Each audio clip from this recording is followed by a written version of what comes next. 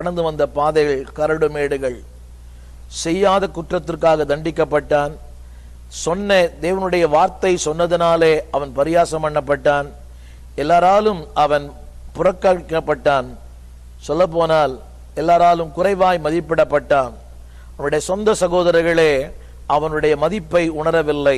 He was underestimated.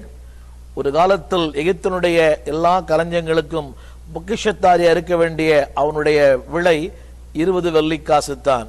யோசித்து பாருங்கள், அவனுடைய வாழ்க்கையிலே கர்த்தர் அவன் வைத்திருக்கிற உயர்வு பெரிது. ஆனால் உலகம் அவன் கொடுத்த விலைக்கிரயமோ 20 வெள்ளிக்காசு. குறைவாய் மதிப்பிடப்பட்ட ஒரு மனுஷன்.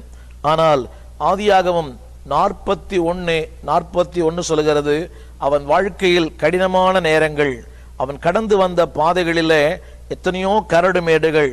ஆதியாக 41 சொல்கிறது, அதாவது பார்வோன் யோசேப்பை நோக்கி, எகிப்து தேசம் முழுமைக்கும் உன்னை அதிகாரியாக வைத்தேன்.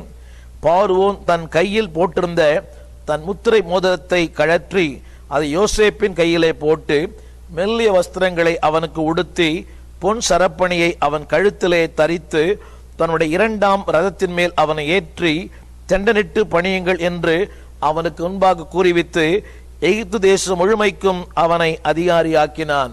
அன்பான கர்த்தருடைய பிள்ளைகளே, இந்த வசனத்தை திரும்ப வாசித்து பாருங்கள். அவன் கையிலே மோதிரம், அவனுக்கு மெல்லிய வஸ்திரங்கள், பொன் சரப்பணி, அவனுக்கு ரதங்கள். அது மட்டுமல்ல, எகிப்து தேசம் முழுமைக்கும் அவன் அதிகாரியானான். அவன் சொன்ன ஒரு வார்த்தை, அதாவது உன் வாக்கின்படியே என் ஜனங்கள் எல்லாரும் அடங்கி நடக்க கடவர்கள்.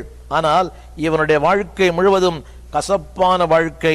உபத்திரவத்தின் குழி யோசேப்பை தேசம் முழுமைக்கும் அதிகாரியாய் ஆக்கிற்று.